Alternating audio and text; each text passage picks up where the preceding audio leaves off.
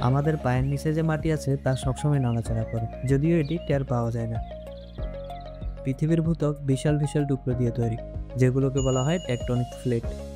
এগুলা সবসময় নড়াচড়া করে এবং কখনো কখনো একে অপরের সাথে ধাক্কা খায়, দূরে সরে যায় বা পাশ দিয়ে চলে যায়। এই নড়াচড়ার ফলে ফল্ট লাইনের উপর যে চাপ তৈরি হয় তা হঠাৎ করে শক্তি রিলিজ করে, এটাই ভূমিকম্প। আমাদের যে কম্পন অনুভূতি হয় এটি সিসমিক ওয়েভের কারণে হয়। এই তরঙ্গ মাটির ভেতর দিয়ে ছড়ায়। ভূমিকম্প অনেক মারাত্মক হতে পারে। এর ফলে ভবন, রাস্তা, এমনকি পাহাড় ধসের মতো ঘটনা ঘটে। ভূমিকম্পের সময় নিজের সুরক্ষার জন্য আমাদের অবশ্যই কিছু জিনিস মনে রাখা উচিত, যেমন নিচের দিকে ঝুঁকে পড়া, হাত দিয়ে নিজের মাথা বা ঘাড় কভার করে রাখা যাতে সেখানে শক্ত কোনো কিছু না পড়ে, এবং শক্ত কোনো কিছু ধরে থাকা। তবে সঠিক প্রস্তুতি এবং দ্রুত পদক্ষেপ অনেক প্রাণ রক্ষা করতে পারে।